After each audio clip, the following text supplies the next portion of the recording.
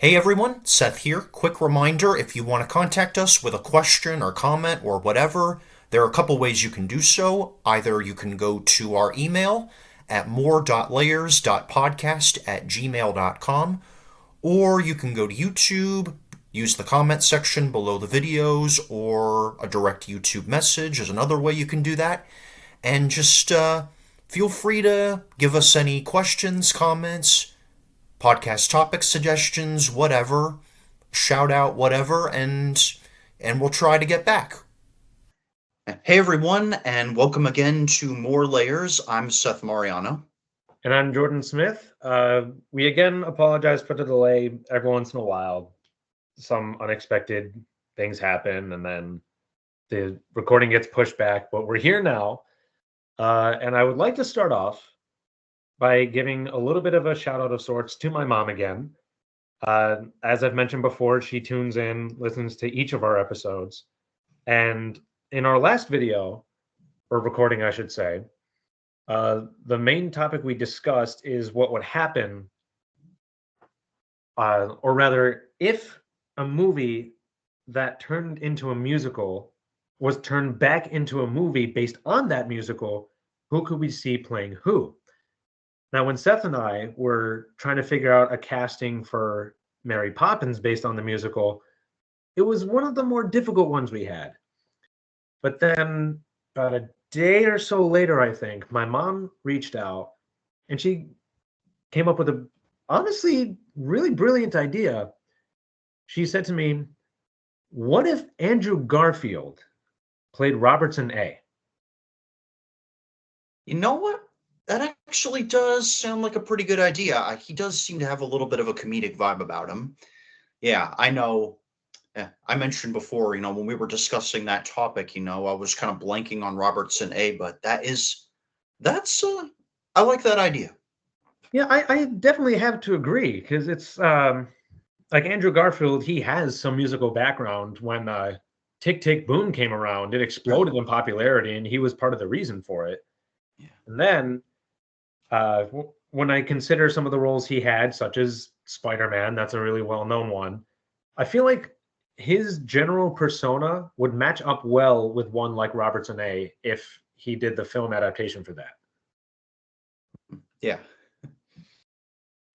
Yeah. Well, yeah. Thanks, Mrs. Smith, for that, and that's actually a good idea, I think. Yeah, I would definitely have to agree. Yeah.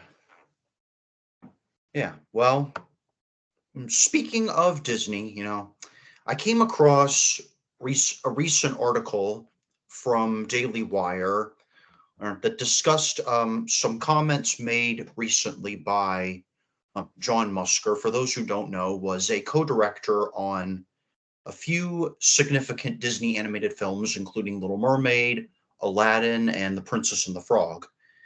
And he apparently was at some kind of conference in Spain, and kind of, I guess, the topic of people's criticisms with The Princess and the Frog came up, and he kind of said, you know, a lot of the criticism has been about like pushing an agenda or pushing a message in people's faces. And we really were not trying to do that, or weren't trying so hard to push a message, but that's just kind of how people perceived it. But I will say, Musker pretty much said that I feel like the studio has gotten a bit too aggressive lately, and kind of a little too woke, trying too aggressively to push some social messages and stuff, and I feel like it's hurting their bottom line, is pretty much what he's saying. Sure. And obviously that kind of topic can be very what's the word? Very Uh, touchy. With Divisive. divisive is another one for sure. Um, and it's no secret that Disney is not exactly at its peak right now. Some of their recent films have not performed too well, like Wish, for example.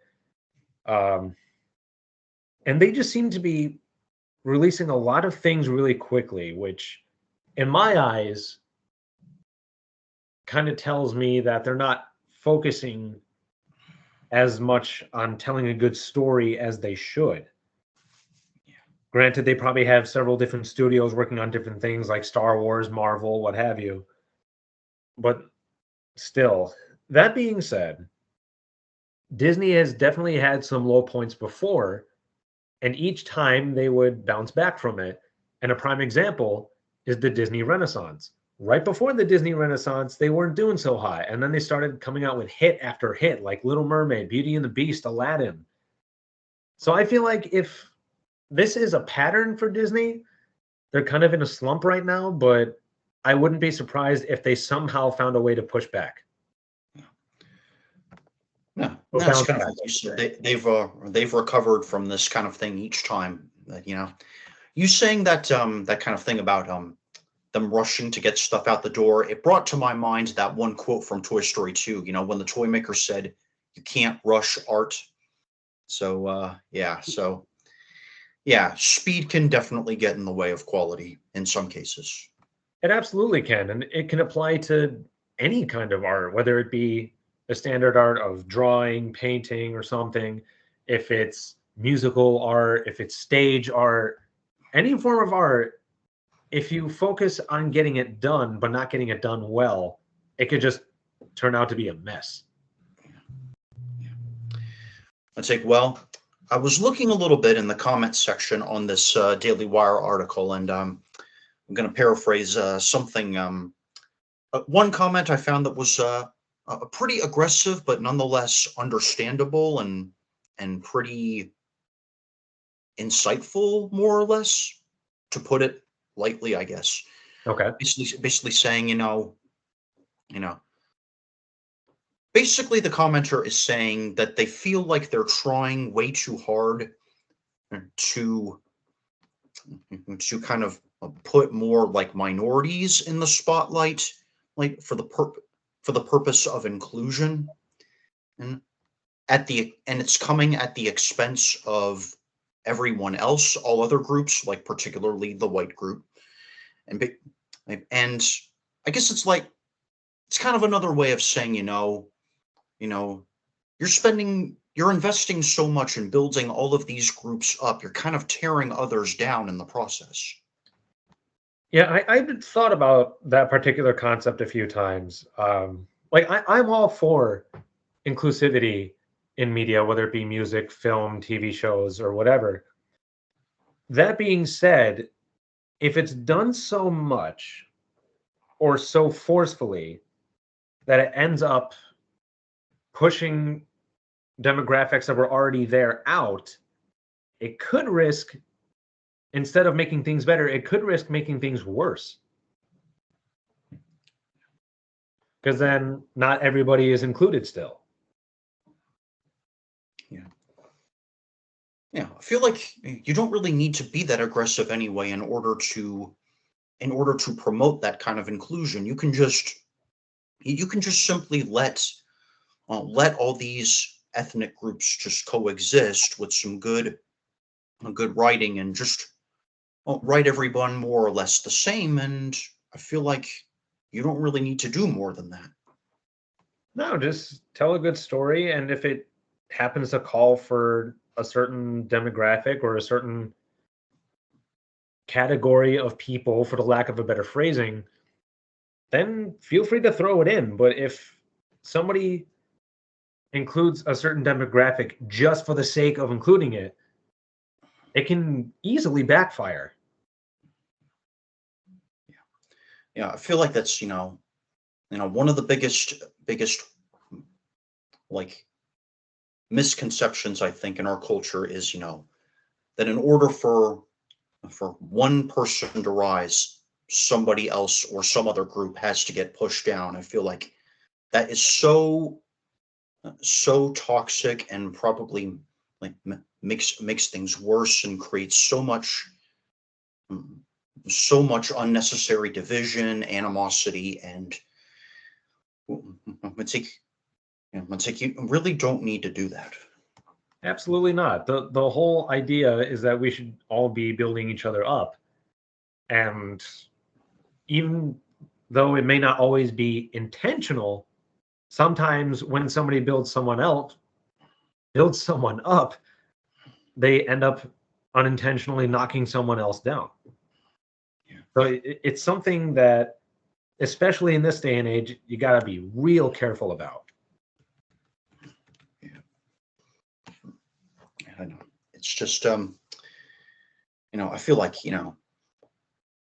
there are maybe some times where I like see something and I'm like, okay, okay, maybe this show or this film or whatever, this franchise or something has got to just calm down, take it easy, you know, not everyone in on that other side of the world or whatever is against you. You can't just like, and I feel like that's kind of like a propaganda message, a propaganda myth that's going on saying, all these people in this other group, they're the enemy. I mean, they're a threat. You got to take them down. When it's really, you feel like you've, it kind of makes you feel like you've got to do a better job of more intentionally proving that you're not that, and you feel like I feel like you've got to do more outward stuff in order to really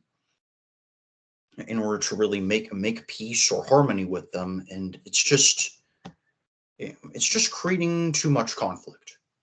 It absolutely does. And it can be extremely dangerous for everyone involved, even if the person, even for the people who started it, whoever it may be. Yeah, yeah, yeah. Well,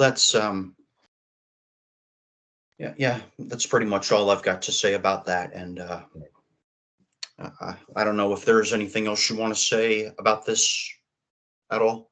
That's pretty much the gist of it. And I sometimes am a little hesitant to discuss divisive topics in too much detail because, especially now, one misstep can really do you in, even if it wasn't on purpose. I will say that's kind of like a fear that's kind of instilled by the sensationalist media culture. You feel like media tend to often exaggerate or blow stuff out of proportion, even the most innocent missteps, even if they are bad and they're just unintentional. I Yeah, will also say though, I feel like I myself am a big believer that in well, generally respecting everyone, seeing inherent value in everyone, and I do kind of applaud some of the media people for acknowledging the importance of this more than past generations. But again, I feel like we gotta not be so judgmental and so aggressive about it. absolutely. Yeah, yeah. All right. Anyway, moving on. I'm going to jump to this curious question this time. What are some Best Picture Oscar nominated films, counting winners if you want, that you have seen, and what do you think of them? There was a surprising amount that I compiled a list of, and the first one I wrote down was a film from 1957 called 12 Angry Men. I saw this film, I believe, in my sophomore or junior year of high school, something like that. Yeah, I saw it in high school myself. I was my senior year. Right. And then I think I saw it again in college. I think it was my debate class, but I could be wrong. But it was a surprisingly good film. I wasn't sure what to think about it because it's not my kind of movie usually, but it really was quite interesting. For those that don't know, 12 Angry Men covers a story of a jury team debating back and forth for long periods of time if the person that the case is covering is guilty or not. And at first, almost everybody unanimously believes that the person is guilty, except for one guy. And over the course of the story, he points out little details that to show we can't just say that this guy's guilty, because for one, we need to get the facts straight. And if we're just saying he's guilty so we can get out of here, this isn't justice. So over the course of the story, he points out all these little minute details that eventually piece things together more and more. And as the story progresses, he convinces more and more people, maybe we really should consider this. Maybe he's not as guilty, or maybe he isn't guilty at all. So it's like, it's a story that really shows that even one person and a large group of people that opposes them can really make a difference. Yeah, to kind of put it in context and perspective, the real rule in these kind of cases generally is that everyone's got to, at the end, unanimously agree on the verdict, Mm-hmm. everyone in the jury. And so, yeah, there's a good chunk of time that kind of spent kind of debating this, what is the truth? What is the evidence for all of this? And yeah, it is, yeah, it is a pretty dramatic journey to the final verdict, I will say from my memory. And yeah, yeah, just kind of shows the difficult work and kind of debate kind of involved in an investigation like this. Oh, for sure. And it may be, actually, no, I'm my mind is drifting a little bit. I don't know why. But what I actually wanted to say was, I think there was a remake that was made, but I don't think I've ever seen that one. I think anyway. I don't know if I heard about that or not, but yeah, possibly. But in any case, if there is more than one version, I definitely recommend checking out the one from the 1950s. Yeah. And then next one I wrote down is the 1961 version of West Side Story. And yes, I am going in order of the year these movies came out to make it a little easier. All right. Um, it may just be because I've really gotten into musicals over the past decade and a half, but I've seen a few musically based films, and right from the get go, this one will throw earworms at you. Like the whole film starts out with a dance battle between these two territorial groups, and it's a very catchy number, and it shows again another powerful story.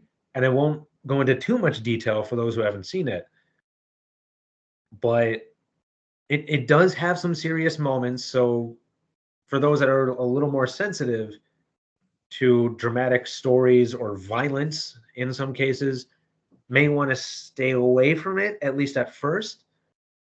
But if you're into musical movies at all, I strongly recommend it. Yeah. Yeah, I myself have seen like both of the film versions of the musical that have come out, and I remember when I saw the 1961 one, I won't spoil the end, but at the end of it, I remember I was teary eyed at the end because I'm not going to give it away, but um, it is a sweet love story, a kind of very important message about racial tension and racial harmony. And I feel like in a way it's especially relevant to someone like me because no, I'm white, but I know some people who have come here from Puerto Rico, and feel like, and I feel like in a way this it's still kind of relevant to today, and that's probably what another reason why the Spielberg remake works so well, which I'll get into later. But yeah, it's definitely something worthy. Absolutely. And Zootopia kind of does something like that too. It's not done in the traditional way, but I think that's what helps it stand out. Because they do talk about stereotypes or like feuds between, in this case, species. Uh, but some of the stuff they discuss, subtle or not, is extremely relevant right now. So stories like West Side Story or Zootopia, Yeah. I think people should definitely check out. Yeah.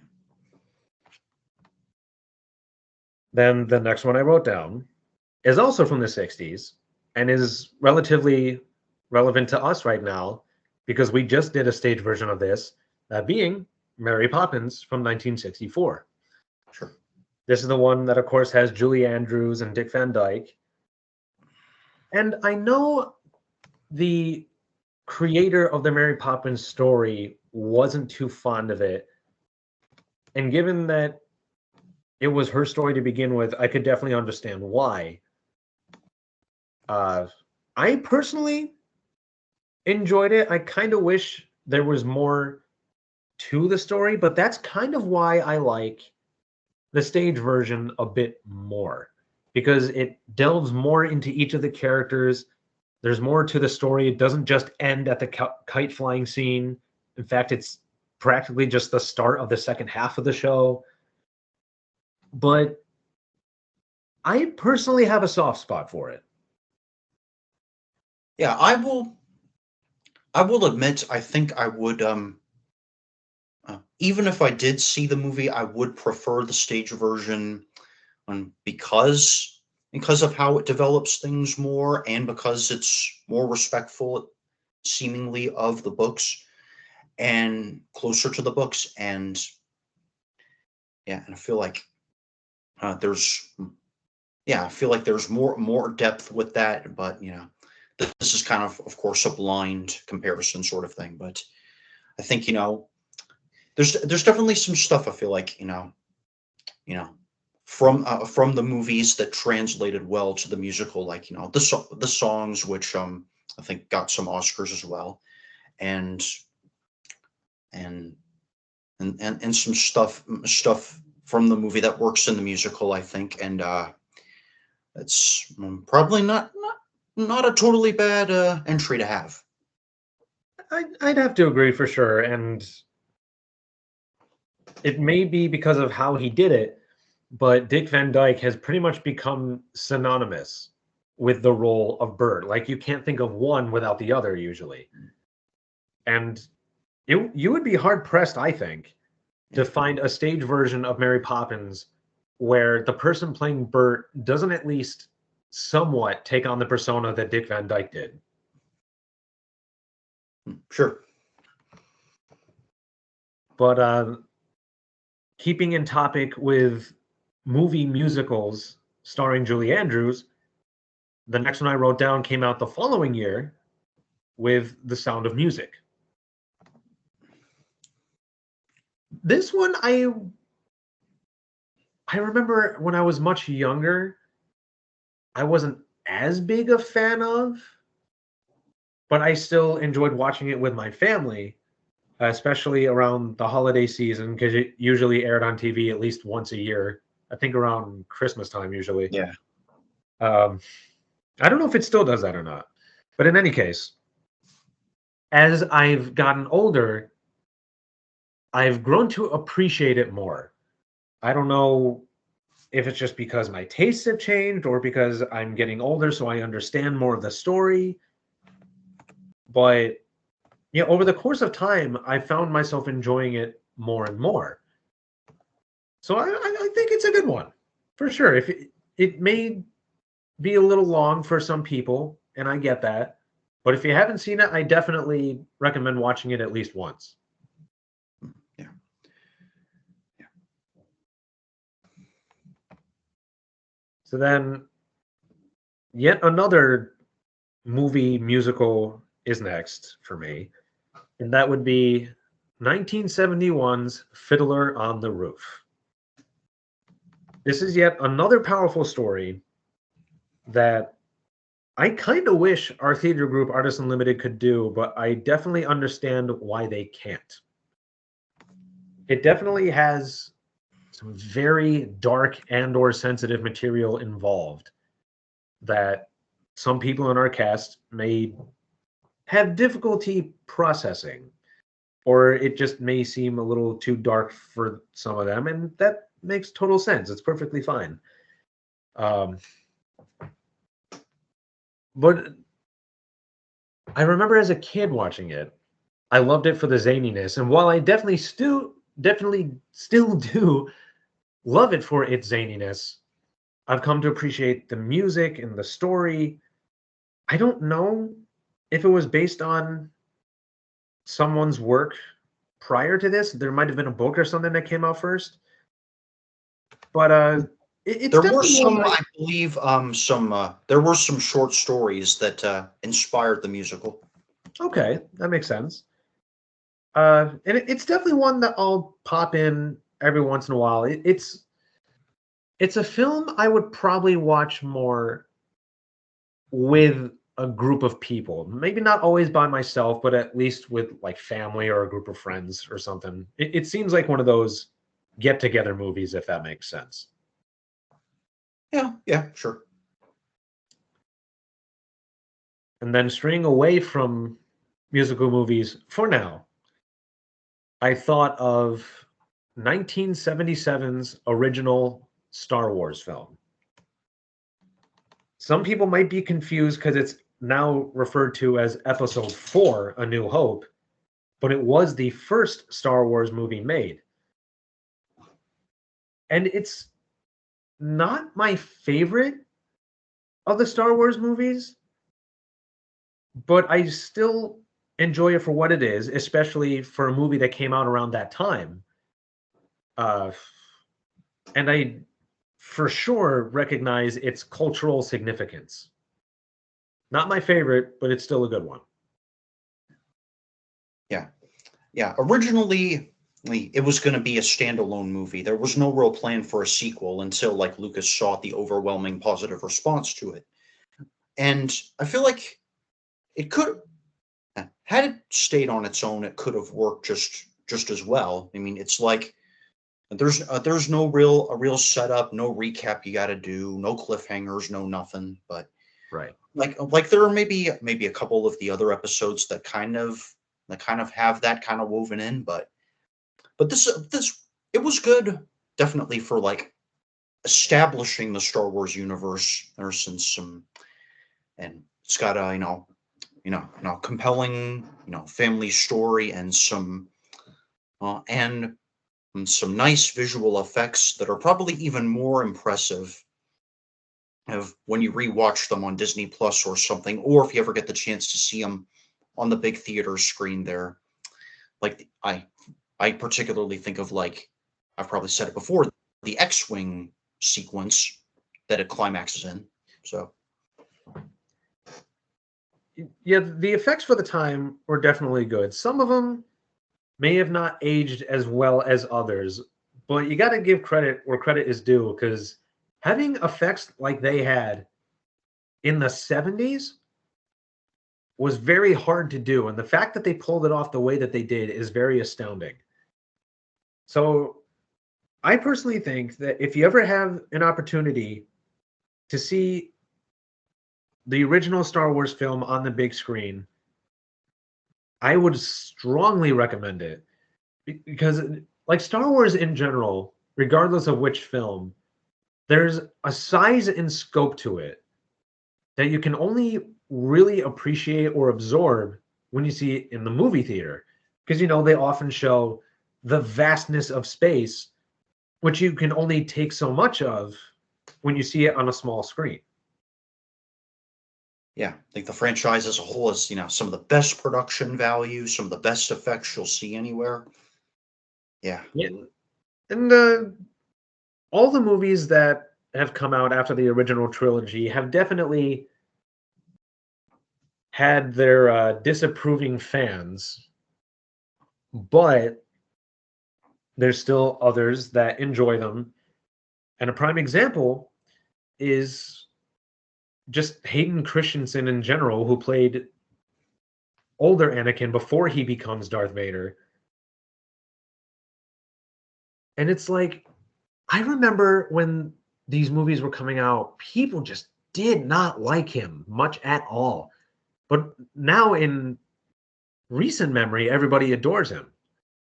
So sometimes with films like these, you just got to give them time. So it maybe if you weren't too fond of one of the Star Wars movies before, maybe come back to it in a little while, watch it again, and maybe your thoughts will change. Especially if you can see it on the big screen. Yeah. And then this one is very much relevant, a lot like Mary Poppins, because with Mary Poppins, that was the one we just did. But this next one is the stage production that we're about to do. And that, of course, is Beauty and the Beast. And I'm specifically talking about the animated one from 1991. And fun fact, not only was this movie nominated for an Oscar for Best Picture, but it was the first ever movie to get that, first ever animated movie to get that nomination. Yeah. And Yeah, so definitely a historical. Oh, absolutely. And it even now, it's one of only 3 animated films in history that has gotten the Oscar nomination at least for Best Picture, because not too long after that, they made a separate category specifically for animated films. But animated films can still be nominated for Best Picture in general. Yeah. And so far, only 3 films have done that, and I'll get to the other 2 in a little bit. Yeah. But I can understand why Beauty and the Beast got this nomination. It's not just because of my personal bias for the film, and it's one of my favorite stories in general, but the story they told, it was just so smooth. The songs were fantastic, and I love how, like, the Beast and Gaston, for example, were kind of polar opposites of each other. Whereas the Beast starts out as, well, a beast or a monster, but he gradually becomes more human, metaphorically and quite literally, by the end of the story. Whereas Gaston starts out as human, but becomes more of a monster as the movie progresses. So it's like, it's not something you often see, especially told well. But I struggle personally to think of anything wrong with this movie. Granted, there are probably some things that are a little not problematic per se, but I can, like, some people might nitpick a little bit, but I struggle to do that. This movie is phenomenal. So it, especially compared to the live action one, I recommend people check out the animated one at the very least. The live action one is, in my personal opinion, one of the few live action remakes that are actually at least decent. Of, but yeah, the animated one to me is pretty much flawless. Yeah. There's you've probably heard the story. It's kind of gone around. It's kind of been the subject of comedic parody and other things about Belle having what they call Stockholm syndrome. I won't talk about that. You can just kind of look it up later. Yeah. But I will say, it's not exactly, I've been thinking lately, maybe that assumption has maybe come from maybe the movie not fleshing out the beast as much. At least that's how, from my memory, they didn't do it as much as the musical did. I feel like you have more moments in the stage musical where Beast shows a little more vulnerability and a little more self-loathing or something. Sure. And I feel like and there are even times, you know, there are pretty clear moments in the story where when Beast tries to make a demand of Belle, she'll emphatically tell him no, which is something probably none of the enchanted objects would have done, at least not before. So, Well, yeah, and even in the stage version, yeah, there's a couple characters that talk about how they are part of the reason why the Beast acts the way he does. yeah, yeah, maybe because they were too soft. They never really told him no. Entirely possible. And like you were saying, the musical definitely does flesh out the Beast a little bit more. And a prime example is whenever Belle leaves the castle, either because he scared her to death or because he let her go, set her free. So, like in the stage version, when he roars at her for being in the West Wing when she's not supposed to, he has a little bit of a rant, destroys a couple things, and just screams for her to get out. And then a few seconds are given for him to process what he just did. Whereas the stage version not only does that, but also dedicates a whole song to him just expressing how he just screwed up, and this could have very well been his last chance. Yeah. Well, I feel like, on their own terms, like both the musical and the movie are good. I will say that. And it's probably one of my personal favorite Disneys of all. So, And I'm definitely on board with that. yeah. And following that up is yet another. I don't know if it's necessarily a musical movie, but it definitely has one or two songs that are very well known. And this is 1997's Titanic. Personally, I can kind of understand why it was relatively popular. I'm definitely not one of those super fans that feels like they has to watch it all the time. I've maybe seen it once or twice in my lifetime, and it's all right. It's just not always for me. Uh, and what does kind of bother me a little bit about the movie is not the movie itself, but I don't think everybody realizes, and I could be wrong, but I don't know if everybody realizes that this movie was based on a real life tragedy. Like this actually happened, and I don't know if everybody actually put that together. Yeah, well, the disaster at least is true. I don't know. I feel like maybe a lot of the character story was probably made up, but the event of the ship sinking, hitting the iceberg, at least that was true. Oh yeah, they definitely took some liberties in order for the sake of storytelling, Yeah. but this was an actual historic event, and for those that might have just seen the movie, I don't know if all of them realize that this was real. Yeah. Like there was a ship called the Titanic that struck an iceberg and sunk to the bottom of the ocean, causing a bunch of lives to be tragically lost. And I remember reading on Wikipedia, that mm, James Cameron's goal was to create, right, a story, right, that would make audiences feel the gravity or the pain of that Titanic event, and it probably accomplished that and a lot more because it was a big hit upon release at the time. It was like, I think it had record box office numbers and I think it grossed like over 1 billion and was like a big Oscar winner. So But yeah, even now, it's one of the biggest grossing movies of all time. It held first place for a little bit, and then eventually it got beaten out by another James Cameron movie called Avatar. Uh, and for a while, it stayed in second place, only to eventually be overtaken by Avengers Endgame and another Avatar movie. But I believe it's still in the top 10 highest grossing movies ever. So that shows you how much significance this movie has. But again, there's still that part of me that wonders how many of those people that saw it to cause it to get that high that actually realizes this was a real event. oh, yeah.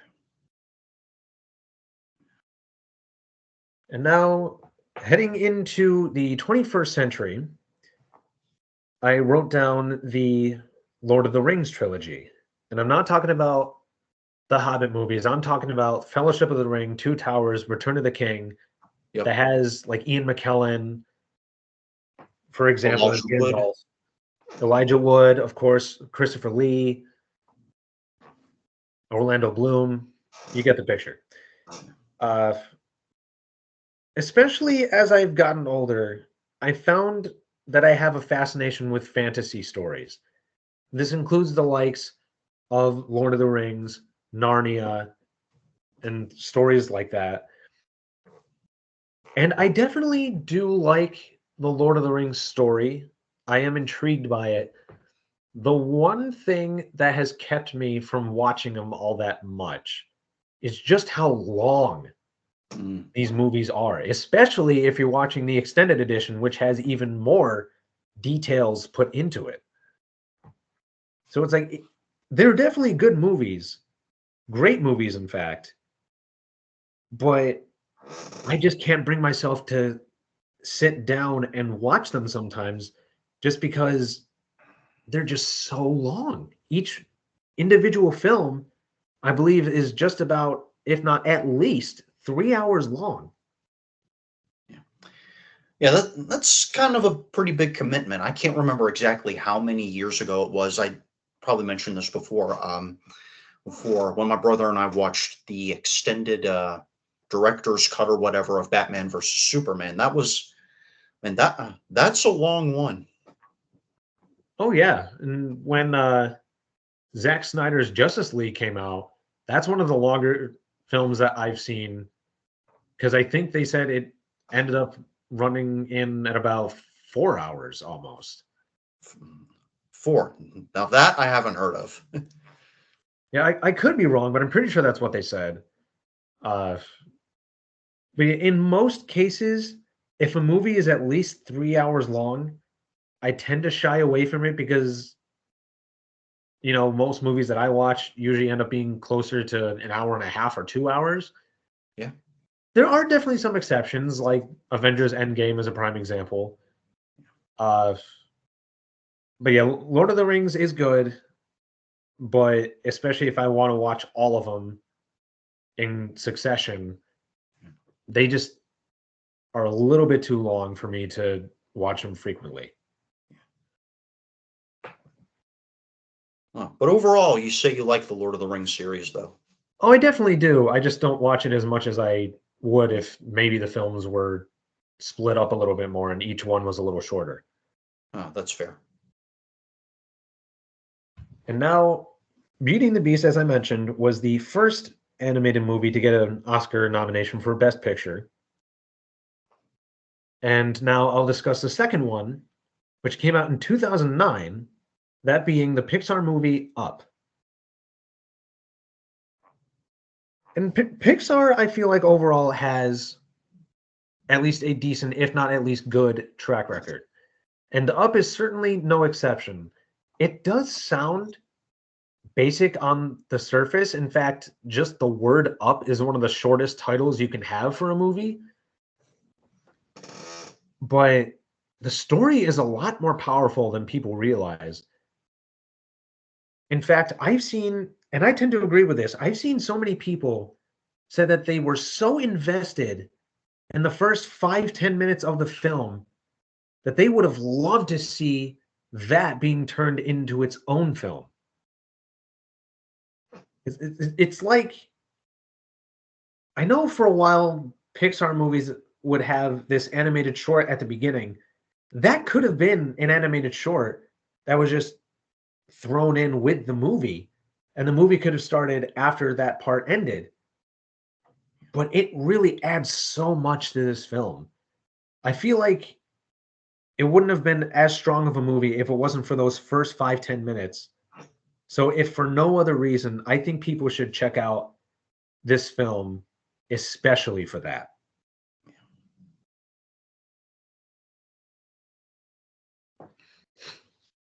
And then the next one on my list came out the following year and is the third and currently final animated film to have been nominated for this Oscar, which is Toy Story 3.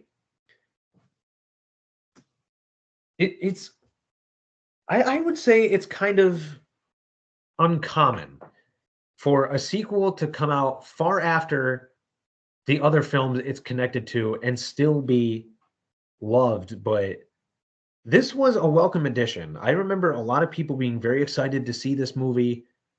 And honestly, it's pretty solid. I feel like if Toy Story stopped there, I would not have complained because it told a great story. In fact, I think the way they released this film was actually pretty clever because the people who watched Toy Story and Toy Story 2 when those first came out were likely very young kids, just like Andy was. And then in the third movie, Andy's grown up just like they have. So they can still very much connect to the overarching story. So it knew who its audience was. It definitely had something for everyone. And it was a good place to stop, which is why I think Toy Story 4 and the upcoming Toy Story 5 really don't need to exist because Toy Story 3 had a great ending that other movies really didn't need to extend. Yeah, let's say it's definitely. I think I feel like it's in a way it kind of continues the themes that kind of run throughout the first two films of like belonging and family, and it's yeah, still continues like the same spirit of fun and fast paced action, and it's certainly a good way to could have wrapped up the series well for sure. Yeah, I personally haven't seen the fourth one, and obviously I haven't seen the fifth one because it hasn't come out yet. But I just feel no need to. I feel like Toy Story 3 was a good ending. So I'll definitely watch the first three, Yeah. especially with how well told Toy Story 3 was. Um, but yeah, I have no drive to see the fourth or even the fifth one when that comes out. Mhm. I feel like Toy Story 3 was just a solid ending to the story. That's fair. And then I have three left. The first of which we will jump from 2010 to 2018 with a Marvel Cinematic Universe film of Black Panther. And this, I trying to find the right words. By this point, the Marvel Cinematic Universe was still very solid. It wasn't as stretched out as it feels like now. But Black Panther was a good movie. I would almost say a surprisingly good movie because, like characters such as the Guardians of the Galaxy, there were just some characters in the MCU that some people may have never heard of. And I definitely heard of Black Panther before, but I knew next to nothing about him. But after I saw this movie, he quickly became one of my favorite MCU characters. And I think some of that really just boils down to Chadwick Boseman's performance as the character, along with his supporting cast. And aside from a couple examples over the years, some are good, some are not, there weren't many black superheroes that got the spotlight, aside from maybe Falcon or when Shaq played Steel many years ago.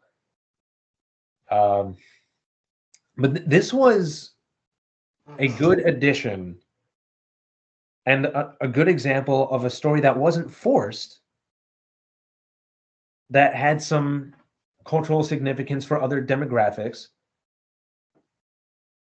And it definitely is an MCU movie I would recommend checking out. It's one of those films in the Marvel Cinematic Universe where you don't really have to see other movies that have come out before or after to really understand what's going on there.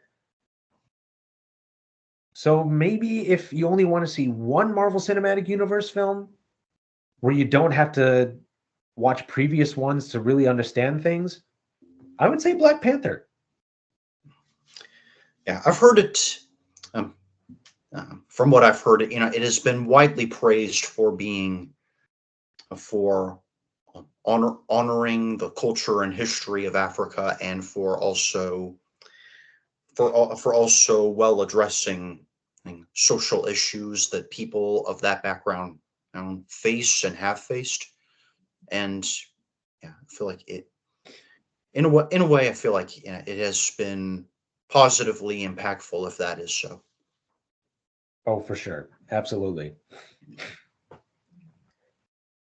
Then the second to last one I have is the 2021 version of West Side Story. A lot of times, doing a remake is very risky, especially with something as popular as West Side Story from the 60s, because so many people will already be attached to one version of the story that anything that comes out after that won't be as well received. But then when this remake came out, I was fully expecting everybody to be like, it's not as good as the original. It's just another cash grab, yada, yada, yada. But then I surprisingly had a lot of people coming up to me to tell me, you gotta go see this. It's surprisingly good. So eventually I did go see this version of the movie in theaters. And I had to say, I agree with them. It is a surprisingly good remake of the story that I think people should just check out, plain and simple.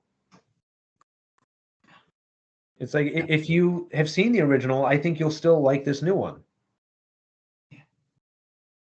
Yeah, I saw it myself on Disney Plus, and it is personally my favorite version. It is. It's got like the same spirit, the same powerful message, and but at the same time, it's also got a very cinematic feel, and some good creative differences that don't really take away from it, thankfully. And yeah, it's just made on such a good big Hollywood scope. I got I got a very cinematic feel to it again, and it's definitely I feel like I like it even better than the older one. And that's honestly no small feat. So the fact that they did this well with a remake, I applaud them for it. Yeah. And sometimes there will be remakes that come out long after the original. But then in some cases, like with my last entry here, you'll sometimes get a sequel that comes out long after the original film. And in this case, it is 2022's Top Gun Maverick. The original Top Gun came out decades ago at this point. And from what I understand, it was well received, and I enjoyed it for what it was. And then this sequel comes out in 2022, and like with the West Side Story remake, I wasn't sure if people were going to enjoy it or not because I kept thinking, why would they make a sequel now? What is the point? Are people going to be as invested as they would have been if the sequel came out within a few years after the first? But like with the West Side Story remake, I heard a lot of people saying, you got to see this. It is surprisingly good. And I went to see it in theaters with another friend of mine, and I surprisingly found myself enjoying it. So for those who have been hesitant on seeing a Top Gun sequel, I recommend giving it a watch.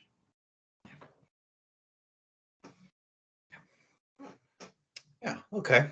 Uh, I've got a list of a few here, and the first one was "It's a Wonderful Life," which is pretty much a kind of it's been like a holiday staple for like decades. I certainly I think some of you might be curious. I did see it again on television last Christmas season. It is, you know, on one hand, it feels a little slow paced, but I feel like it does the way they kind of work through the protagonist George Bailey's life story, leading up to the major dark events that kind of bring it to a climax. I feel like it does kind of, it takes some time to walk the audience through what this guy's been through for you to fully understand, but it does the job. It does the trick of getting you to really empathize with him and kind of see or understand what he's feeling when he's contemplating suicide and then seeing and then of course when the angel shows up and kind of shows you know how how significant his life has really been for other people, in the town that he's been living in. It's yeah, it's definitely it's pretty it can be pretty emotionally gripping. Oh, I wholeheartedly agree with that. It's a Wonderful Life, I feel, is the definition of a timeless classic. It came out many years ago, but it still has a big following even to this day. People watch it every year as a tradition, and it has those powerful elements, like you say. And one of the main story elements is George getting the opportunity to see how different the world around him would have been without him if he was never born. And it kind of led me to wonder sometimes, if I was never born, how would things be different? Because it really makes you stop and think how much of a difference you may have on the people around you. And that's powerful. I know there are times I've thought to myself, "Oh, man, um, man, I feel like I feel so miserable, so disappointed, so frustrated. I feel like my life's not exactly where I want it to be at, and I feel like, and sometimes it feels like everything is going wrong. And then I think, you know what? I've done some good. I've brought some good into people's lives that probably would have never happened otherwise. And Sure. so, yeah, And I it's mean, just, hey, if either one of us or neither of us were ever born, we wouldn't be doing this right now. yeah,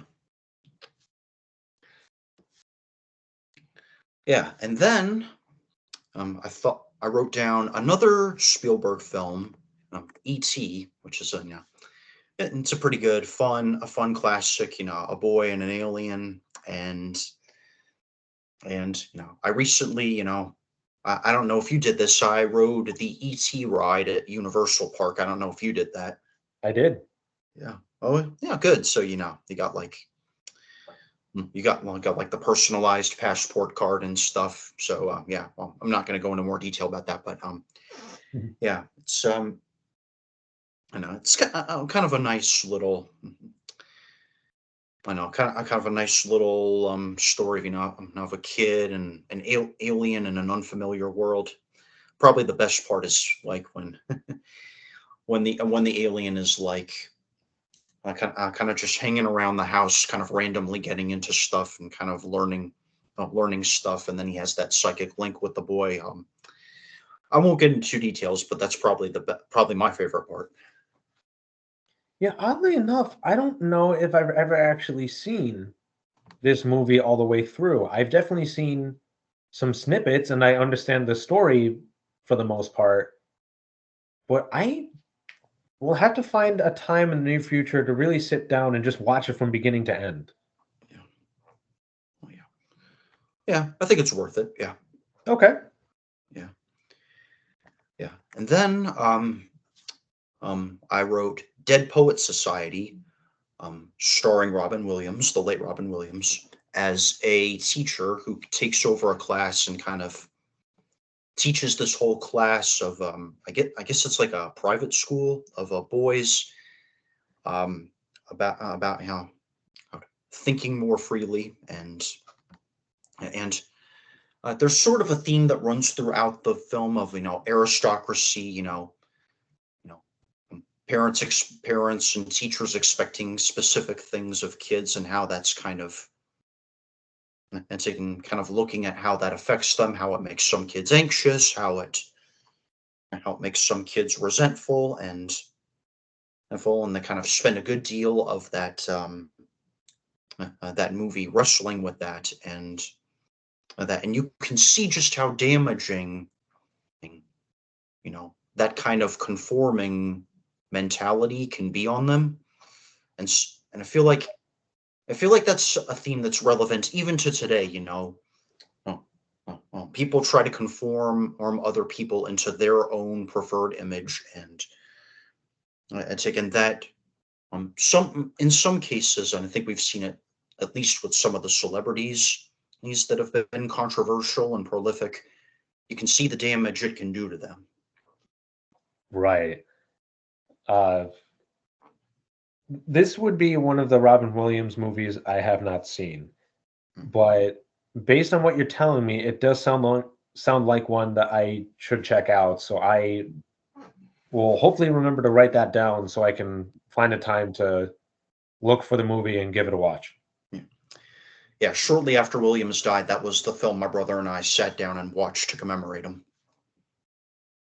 Yeah, I definitely understand that. He left an incredible impact on the world for his matchless talents.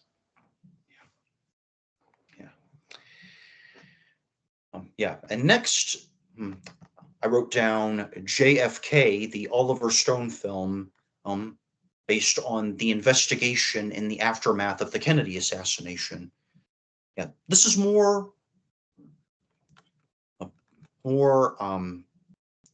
So there's a bit of a little political drama in here, trying to figure out this guy played by Kevin Costner trying to figure out,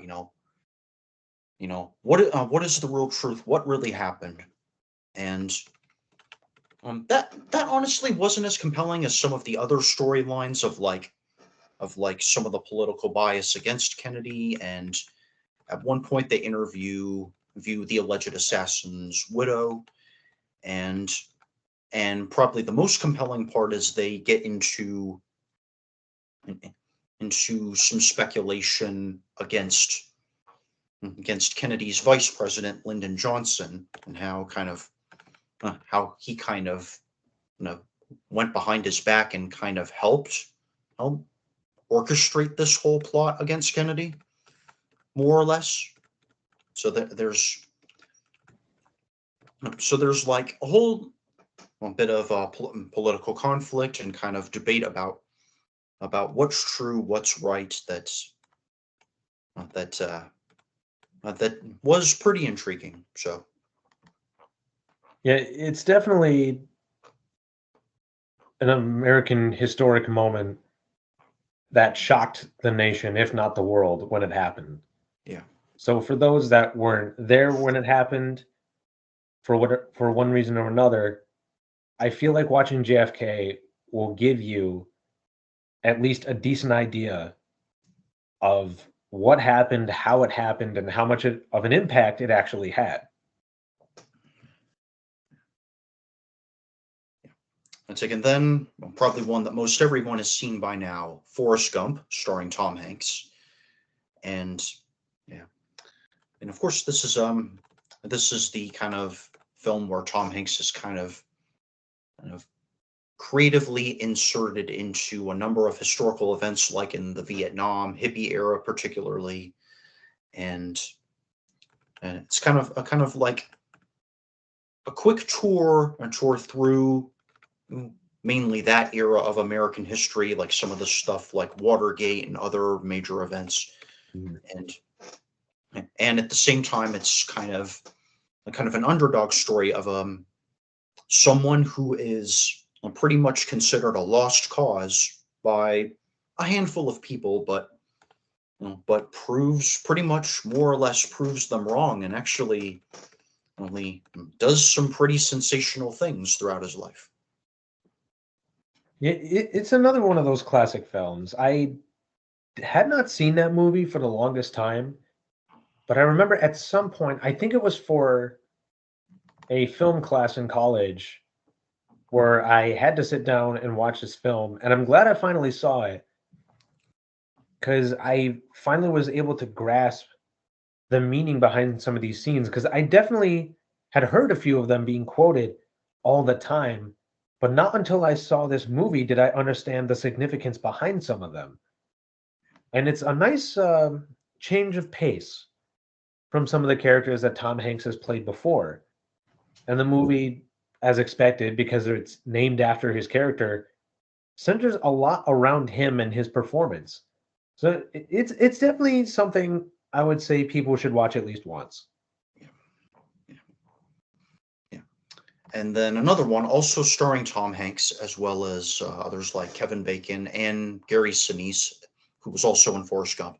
Apollo 13, based on the story of the near Apollo 13 rocket disaster of, I think it was maybe early 1970s. And, you know,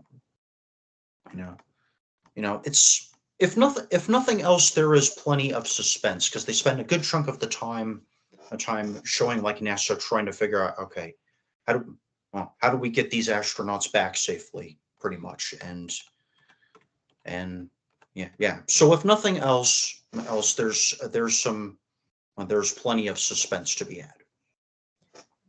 It definitely does. And looking this up, it apparently launched in real life on April 11th, 1970. Yeah, Uh, and this is kind of like the Titanic in the case that this is a powerful story, but it was also based on something that actually happened.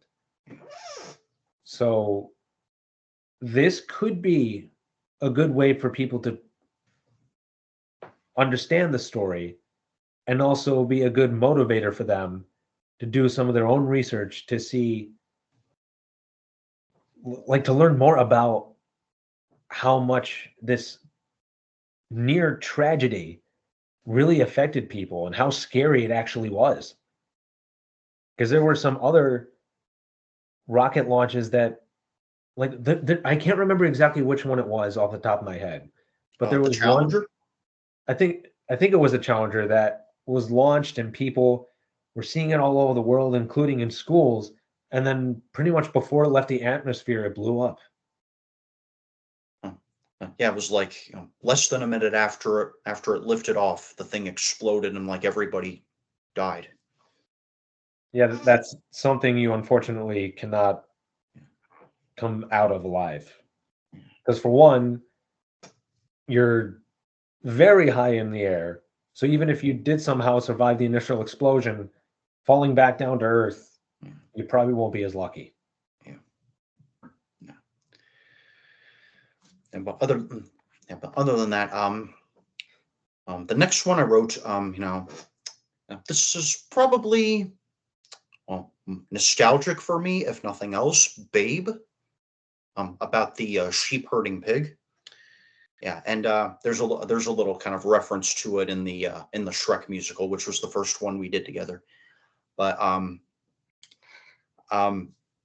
basically, it had from what I remember, a lot of voice actors doing these talking animals, and it had a bit of an episodic format to it, where they just had like it's kind of like it kind of had like those title card shots, kind of like if you grew up like watching Arthur, they'd say like they would say like a title, show it on the screen in this character voice, and it was something that I don't think I saw in other films, and there's some uh, and there's maybe a couple of comedic physical gags with some of the animals on a couple occasions. So yeah, and it's one of my earliest childhood film memories, so it's at least nostalgic and a little bit funny. I want to say I've seen that one at least once, but I may also be confusing it with Charlotte's Web that also centers around a pig. Right, Uh, because I've definitely seen the animated Charlotte's Web. I've read the book, and I think I saw the live action one right. at some point. Yeah. And I may have seen Babe, but I may not have. I may be confusing the two. Yeah. But Yeah. either way, I may still watch it at some point just to be sure. Yeah, it's the one with the pig that was raised by a dog. I don't know if Yeah, that helped. that does help a little bit. Yeah, I think I've seen that, Yeah, and it is a good one. yeah, yeah, yeah. But then, you know, and there was an Italian film. So this is actually an international film from Italy, and and and was all acted in the Italian language. Well, almost all of it. Well, it's known in Italian as La vita è bella. In English, it is Life is Beautiful. Well, and it is basically a sort of a Jewish Holocaust story, mostly. Deals with some anti-Semitism, and the male adult lead is pretty much this sort of kind of spontaneous, kind of very upbeat, kind of silly, upbeat man, and who kind of uses some creativity to woo a woman who he eventually marries, and to kind of navigate his young boy through the horrors of the Holocaust after that. So it's it's it's it deals with a serious issue, but at the same time, it's got a lot of heart, a lot of comedic charm in it, and so I think it's at least worth a look. Okay, yeah, that's one I know for sure I haven't seen, but it definitely sounds intriguing. Yeah, So yeah, I'll try to give it a watch. yeah, yeah. And then I mentioned this next one before, Slumdog Millionaire from the 2000s. Where the poor Indian guy goes on Who Wants to Be a Millionaire, and gets one correct answer after another because of the connections he's able to make some of the big things that have happened in his past, and it intercuts between the game show, and these events, and and the way and the things you see him go through have a way, if you're like me anyway, way of making, you really root for this guy a guy to succeed or be happy or whatever, and so it's a pretty dramatic, suspenseful, um, pretty good underdog story. Yeah, I haven't seen that movie, but I'm pretty sure my mom and I think my sister have seen it. And from what I understand, it definitely has Yeah, some somewhat dark elements to it, but it was still a very enjoyable film. yeah, Uh, so maybe at some point I might grab a few friends and watch this one. Uh, yeah, from what I've been told by you and by family, I would say yeah, I'll give this a watch at some point for sure. yeah, yeah. And then I wrote down a film by Christopher Nolan, or well, produced or directed or whatever by Nolan, the guy behind the Dark Knight series. A film called Inception, starring Joseph Gordon-Levitt and Leonardo DiCaprio, about take about these, what they call, it's sort of a science fiction story of sorts, or it's where there are these people called extractors, who can pretty much kind of, for lack of a better description, hack people's dreams. And so they kind of go and sort of enter into a dream within another dream, and so on and so forth, kind of, uh, so they can kind of help this one guy on their team out with a family issue or something.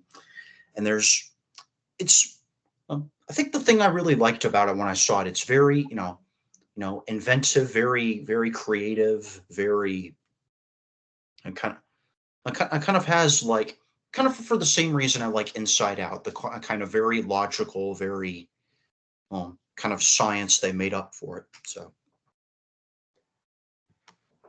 Yeah, I am definitely aware of this film. With the whole dream within a dream thing, is it difficult at some point to keep track of what's going on?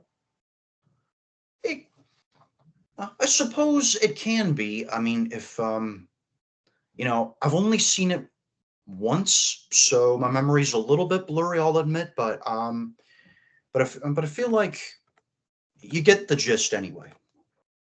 Okay, maybe I'll put it on at some point to see if I can follow along, and if not, maybe there's people who have seen it Yeah. multiple times before that could help me out. Yeah, I feel like, my brother was kind of the one who mentioned it to me, and I feel like he'd probably do a better job than I would of explaining it. So Okay. hypothetically, so yeah. And then maybe you're familiar with this one, the Social Network, which is based on the origin story of Facebook. I'm aware of it. I've never seen it. Yeah, yeah. So especially there's like a lot of conflict that goes on, and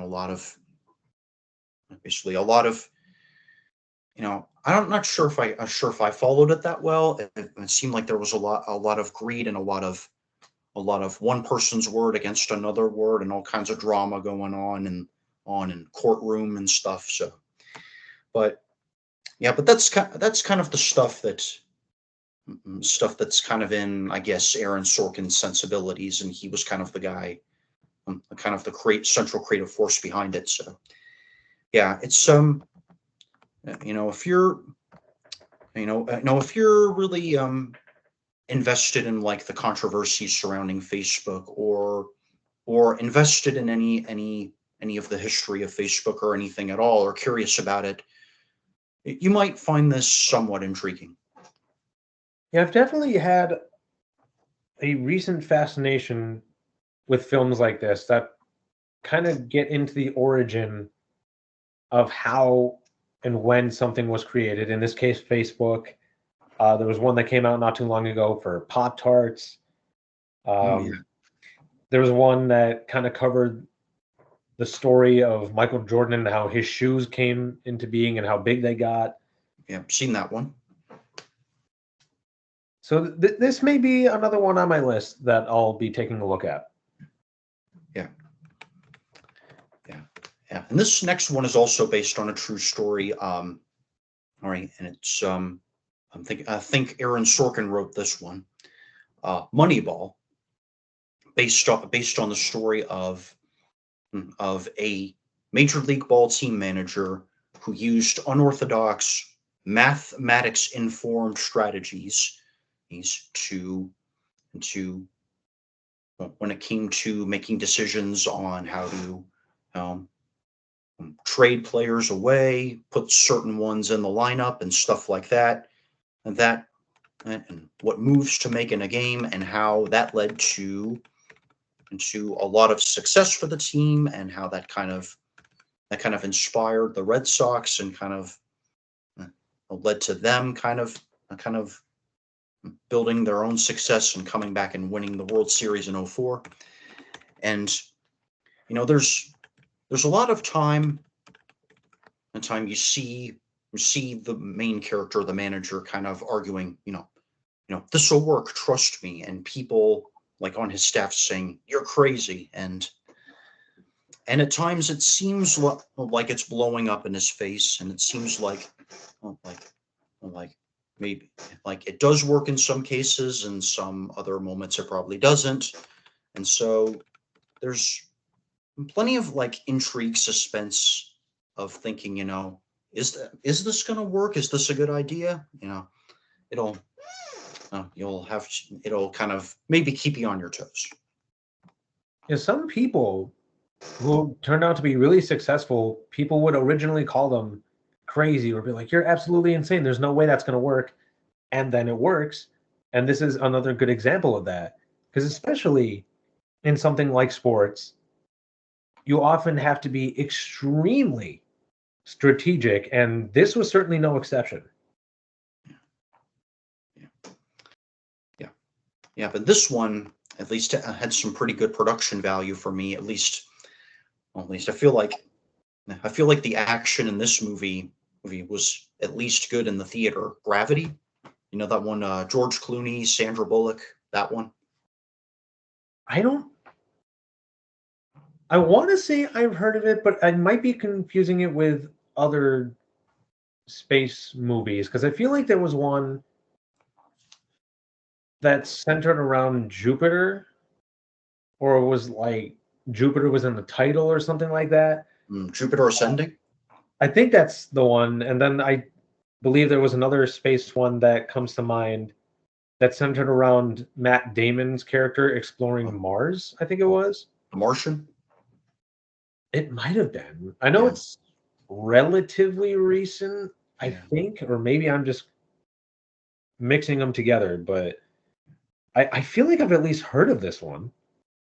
yeah. I feel like yeah. There's some sort of technical difficulties they face or something with a spacecraft, and there's some pretty violent action that goes on, and it was at least pretty cool to see like in the film movie theater with the surround sound and the big screen and the cinematography. It was yeah. So it at least gave me that good chill effect that I think is really good for a movie like that. Okay, yeah, I'll do some of my own research on that one and see if it's one that I would end up wanting to see. Yeah, yeah. And then I said her a film starring Joaquin Phoenix as a guy who kind of let's see who forms a relationship of sorts or with a female mimicking AI bot voiced by Scarlett Johansson. Hmm. Yeah, and I feel like this one is kind of especially relevant to me. Is sometimes I get lonely and I kind of dream of female companionship if I'm being real vulnerable with you, and I feel like you know what you know I can tell you all from my experience that at least from my experience, AI can only mimic so accurately. It's often with an AI chat, you're bound to get probably not the best recreation of a real relationship. You're going to get odds are very generic answers back when you're chatting with them, but I don't know. Right. I don't know if I'd necessarily say, it's a bad thing. It kind of depends on the conditions, I think, but I feel Sure. like, it can't quite compare really to the real thing. And I feel like, that's something this film does a pretty good job of exploring and kind of looking at both sides of, and so it's relevant and pretty thought provoking. Yeah, it really goes to show that no matter how advanced technology gets or how realistic AI becomes, it can never truly replace the presence of another human being, like an actual human being. And I feel like this movie could be relevant now with how popular the usage of AI has become for different things. So if you haven't seen it, maybe at least consider it. Yeah. And taken then and taken there are a couple films I've got in a row that happen to be by the same director, and the first of which is Whiplash, starring J.K. Simmons as a very aggressive style conservatory band director. Now, basically, he uses like some might describe it as intimidation, but it's pretty much this guy describes it as pretty much tough love. His goal really is to kind of push his students to really be the best they can be, or better than they can imagine they are. And you see, uh, or and it focuses particularly on one new band drummer in the conservatory who who's playing the drums for him in the band, and is is so is so affected by his outwardly violent personality that he really pushes himself to so hard, kills himself to really not literally, but you know what I mean. He really pushes himself to really be the best he can possibly be, working his butt off. And yeah, nothing seems to in real life drive success quite like adversity. I've probably said more than once, Sure. and this just shows uh, like like like how intimidation or even aggression can, well, maybe it's right and maybe it's wrong, but it can really be a motivator. Yeah, interestingly enough, I've been really thinking about seeing more movies that J.K. Simmons is in. Of course, a lot of people might know him for his role in the Tobey Maguire Spider-Man films, or even some of the recent Spider-Man films. Sure. But he's done quite a few things in both live action and animation. So this could be another one that I'll check out to see a different kind of character that he can play. Yeah. That's it. And then the other one by the same director, La La Land, which almost won Best Picture, but due to a little mishap, it was mistakenly declared Best Picture. But but that's all forgiven, hopefully. But Yeah. anyway, the movie itself um, is it's kind of a nice little homage to sort of like MGM and classic movie musicals from like the golden age of Hollywood and film. And it's got some feel good jazz music, kind of like what I kind of grew up in Rochester hearing, like on my school stage and play other places like that, like at the I have memories of going to hear music at like the International Jazz Fest and seeing some of the band concerts that my brother and others would participate in. And so, Sure. and yeah, there's something feel good and like almost intimate and innocent about that kind of music. And it really, I mean, and this is kind of a nice way of kind of almost reviving that. Yeah, the funny thing is with this particular film is when it came out, it was extremely popular.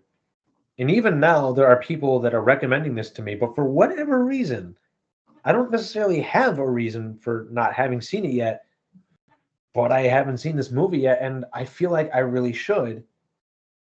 So this may be a film that I will absolutely be seeing in the near future because it's been recommended for the longest time, and I mean it stars Emma Stone. Yeah. Uh, but yeah, it's definitely been sitting in the back of my mind for a while, and it may be about time that I finally watch it. Oh, and J.K. Simmons makes an appearance in it as well. Does he really? Yeah. Okay, there you go. Yeah. Yeah. Well, yeah. You'll catch it pretty quickly. And then another one. This is a biographical movie about Queen, particularly Freddie Mercury, a Bohemian Rhapsody. Yeah, I had been wanting to see this pretty much from the moment I first found out it was coming out, because my brother is into like classic rock and roll, and he and I had heard of, I think, a bit of Queen's music by this time, and I thought, okay, I'm kind of curious to kind of learn more about the story and kind of see that told on the big screen. And then just after Thanksgiving that it ended up getting pushed to like Thanksgiving season instead of Christmas, thankfully. And so just after Thanksgiving, we go and we see it, and yeah, there were some pretty interesting things. Looks at kind of how Freddie and Queen got started, and kind of how Bohemian Rhapsody became a hit, and how Mercury's life behind the scenes was like. And yeah, if you're interested in like pop culture history, or you're familiar with the music of Queen or classic rock and roll, maybe this is for you. I wasn't ever the biggest fan of Queen. It's not that I Sure, don't like them. It's just I never really sat down to listen to them much of their music. Of course, I've listened to ones like "We Will Rock You" and "We Are the Champions," but those are the ones that are like really popular. Everybody knows them. sure. Uh, yeah, I haven't heard a lot of their other songs, including Bohemian Rhapsody. So I didn't have the biggest drive to see this. People told me it was at least pretty good. So maybe at some point I'll watch this one, but for now it's not at the top of my list, if you will. Sure. And taken then, I wrote the most recent version of A Star Is Born. And this is a film that's been made 4 times.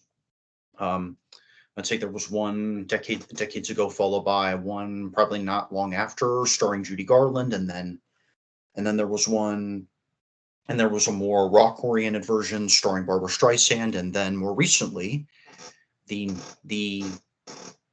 version starring Bradley Cooper and Lady Gaga as the two leads. And and of course,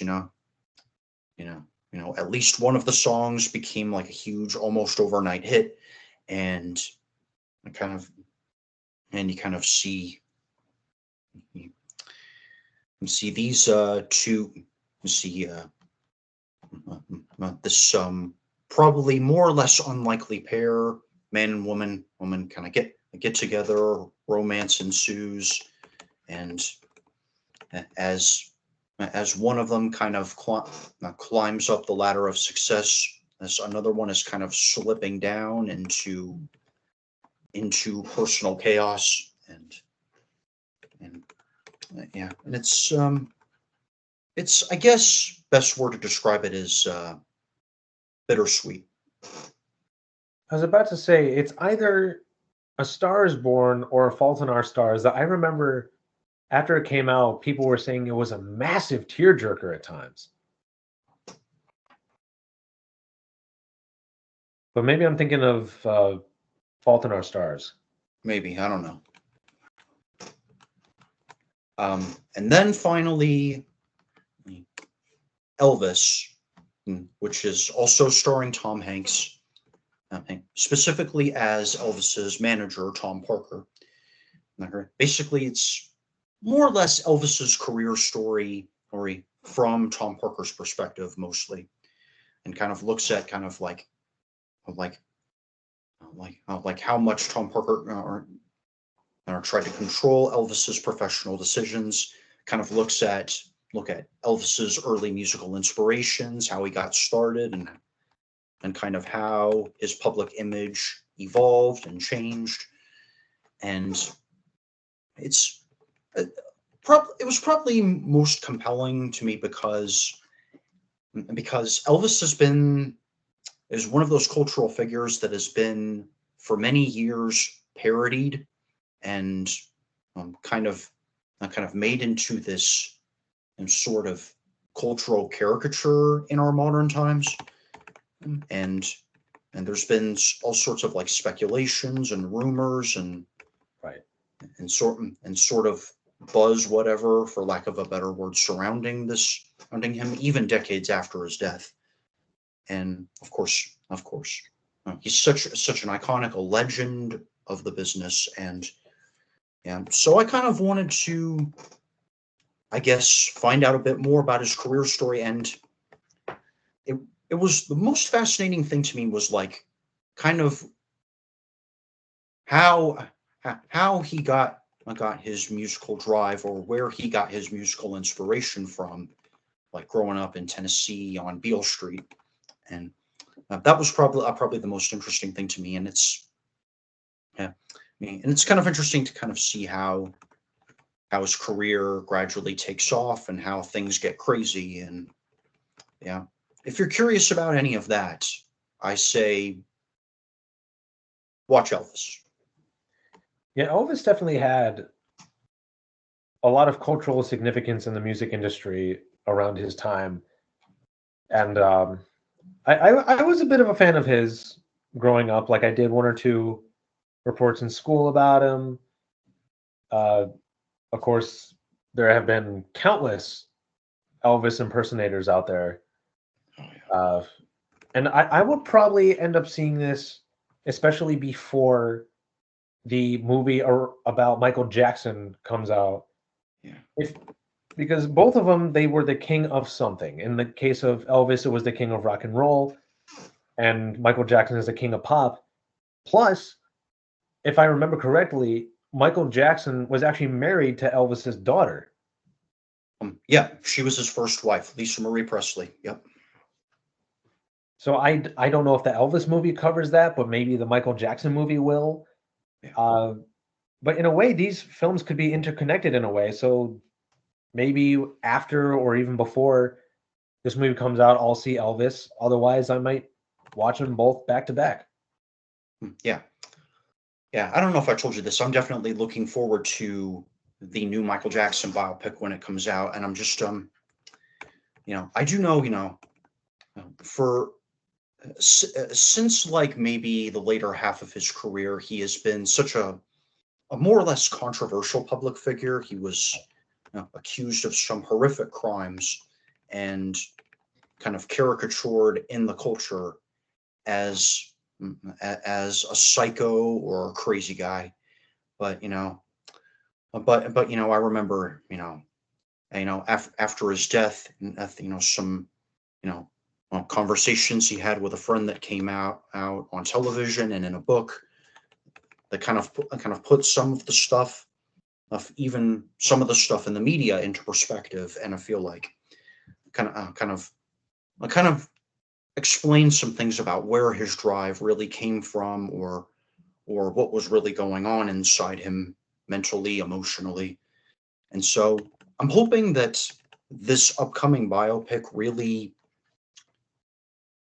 touches on that sufficiently and kind of looks at how things went wrong and what could have been done differently, I guess. So it's a movie I'm looking forward to, kind of for those reasons.